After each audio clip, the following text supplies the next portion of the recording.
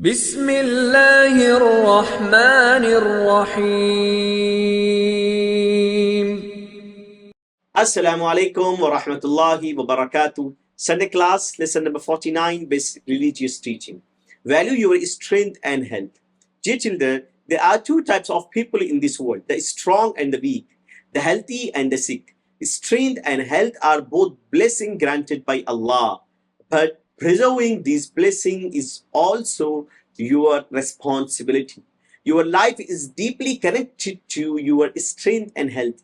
If you are strong and healthy, you can achieve great feats, great success in the world that history will remember. People may honor your accomplishment not just for years but for centuries. There are numerous people in the world who, due to their strength and health, have performed such remarkable deeds that we now read about them in history. Great scientists and physicians have lived on this earth. They made the most of their strength and health to achieve extraordinary accomplishment. Remember, if you stay strong and healthy, you too can achieve great things in your life. Weakness is the opposite of strength, and the sickness is the opposite of health. For a weak or a sick person, perform great deeds become extremely difficult. This is because weak person resolve also weakens, and a sick person actions are subjected to fluctuations, deflects, or errors. So starting today, make an effort to stay strong and take good care of your health and body. Always remember that the strength and health develop courage and bravery within you. Remember that our Prophet Muhammad was both strong and healthy. It is the fact that a strong believer is more beloved to Allah than a weak one. If you want to be loved and preferred by Allah, then start striving to maintain your strength from now on. Every accomplishment begins with intention and it is completed through consistent effort and planning. Therefore, first think about keeping yourself strong and decide that you want to stay strong throughout your life, and then reflect on the step needed to maintain your strength and put them into your actions. Then you will see that you will rise as a good and strong believer and Muslim. Keep in mind that the strength is only beneficial when you are healthy. Today we'll share a hadith from Sahih Bukhari. Hadrat Abu Hurairah narrates that the Messenger of Mercy said, Al-mu'minu al-qawiyyu khayrun wa hubbu ila Allah min al-mu'min al-za'if. A strong believer is better and more beloved to Allah than a weak believer. Dear children, we must not show weakness in any matter. Our determination should be strong and firm, our resolve powerful, and our physical body healthy. Every part of our body should be strong. We must continuously strive to maintain the strength of every organ in our body. Our hands and feet should retain the power to walk and move. Our eyes should have the strength to see. Our ears should have the strength to hear. Our tongue should have the strength to speak. Our fingers should have the strength to hold. Our brain should have the strength to think. Our stomach should have the strength to digest. And our whole body, the entire body, should have this strength to function efficiently. It is your responsibility to care for these aspects. Never be negligent about your health and strength. Always remain alert. Keep your body strong and healthy with the intention that a strong and healthy body will allow me to worship my Lord with full devotion and full intention and work tirelessly for the elevation of the religion of my Lord. Today we'll share with you some strategies to help you stay strong and healthy. Dear children, the foundation of our strength and health lies in our diet. If you wish to remain strong and healthy, make it a principle to eat only those foods that provide strength and promote good health. If you eat whatever is in front of you without thinking about whatever is beneficial or harmful, it means you do not care about your strength and health. Do not base your eating habits solely on taste and pleasure. Often people eat food and claim that is a delicious.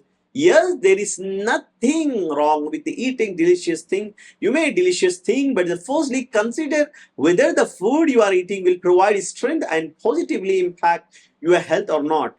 The reflection is essential. If you adopt the principle of the designated strength and health over more merit tests in your diet, you will see significant benefit in your life. Yes, if the food you are eating is not only delicious but also excellent for strength and health, then eat it with enthusiasm and enjoyment. Remember, whatever you eat, consume it in a moderation and with proper balance. This is because some food are beneficial for both strength and health, but it is essential to consume them in the right amount, because if a food is naturally warm or consumed excessively, it may cause harm instead of providing benefits. If you eat too many dry fruits such as almonds, pista, figs, peanuts, cashew, or dates, it can lead to indigestion, which will result the harm other than benefit. Similarly, some food are extremely cold in nature and they too should be consumed in moderation. Eating them in excess can also be the harmful instead of being beneficial. Dear children, it is also necessary to adjust your diet according to the season. Not all the foods are suitable to eat in every season. You should choose your diet based on the weather. In this regard, you can consult your parent, teachers, or doctor to learn which foods are suitable for which season. Dear children, we are talking about strength and healthy. Remember, if you want to stay healthy and strong, set aside a specific time every day, morning and evening, for exercise. Do light exercise and avoid putting excessively strain on your body. Consult physical experts about which exercise are suitable for you. Seeking advice brings both blessing and benefits, and it helps avoid many harmful practices. Additionally, take regular walks in the morning and evening. Walk daily after Fajr in the fresh and cool air. It is much more beneficial for health and strength to walk in fresh and natural air, keeping your hands and feet in motion, than to stay idle in closed room with stale air. In winter, eat more fish. Fish has numerous benefits. Eating fish can protect you from colds, flu, and cough. It also brings strength and energy to the body. Fish is an excellent source of vitamins A and vitamin D. Consuming fish is very beneficial for your skin, bones, and teeth. Dear children, to stay healthy, dress appropriately. Wear warm clothes in winter, as clothing greatly affects health. Along with fish, consuming peanuts, eggs, mild dry fruits during winter is highly beneficial. Remember, avoid consuming outside food. Stay away from fried food and fast food sold in small stalls and roadside shops. This can have the negative impact on your health. Always eat on time and avoid eating continuously throughout the day. Your stomach is not a storeroom, okay? In a summer, eat food that cool the body and consume fresh fruit like apples, grapes, and papayas, and also eat fruit salad. Include raw vegetables in your diet and drink plenty of water. Remember, the body often becomes dehydrated during summer. If you don't drink water regularly, you will face the consequences. Drinking ample water helps regular body heat and keeps your cool cool. In summer, consume vegetables, green, and fruit with high water content, such as cucumber, melons, and watermelons, oranges, and mosambi, whatever you want to eat. Dear children, spicy food may taste delicious and appealing to you, but consuming highly spicy dishes with excessively chili is harmful to your body. During summer, eat more curd and drink natural beverages like the coconut water and the water, the lassi, whatever it may be, which is excellent for your health. Now, inshallah, we'll explain two verses of the Quran Majid. إِنَّمَا الْمُؤْمِنُونَ إِخْوَةٌ فَأَصْلِحُوا بَيْنَ أَخَوَيْكُمْ. Indeed, all Muslims are brothers, so build good relations between your brothers. All of us Muslims should live as brothers. Yes, if we see two people fighting, we must reconcile them and make a fair decision to resolve their conflict. اذكروا الله ذكرا كثيرا. Remember Allah with much remembrance. The Quran repeatedly commands us to remember Allah abundantly. We should make it a habit to engage in frequent remembrance of Allah. Now, inshallah, we'll explain two hadiths. كل بني آدم خطاء وخير الخطائين التوابون. All the children of Adam commit sins, and the best of those who sins are those who repent. Women are prone to making mistakes, okay? Everyone make mistakes. However, the best people are those who, after committing an error, repent immediately. Second one, إِذَا سَأَلْتَ فَاسْأَلِ اللَّهِ. When you ask Allah, Allah is merciful to His bondsmen. When someone asks from his Lord, Allah grants him these requests. Therefore, we should always from the habit of asking Allah for all our needs and desires. Now, inshallah, the series of the Messenger of Mercy, Muhammad Sallallahu Alaihi Wasallam, gratitude of the Prophet Muhammad Sallallahu Alaihi Wasallam. When the Messenger of Mercy, Muhammad Sallallahu Alaihi Wasallam, had no appearance support, his uncle Abu Talib became his protector. Abu Talib lovingly raised him, cared for him with all his heart, and was a complete supporter of the Prophet, and treated him with more love and kindness than his own children. When the Prophet started trading and improved his financial condition, he never forgot his financially weak uncle and his favors. Abu Talib had many children and faced financial difficulties. The Messenger of Mercy, Muhammad SAW, approached his wealthy uncle, Hadrat Abbas anhu, with a suggestion.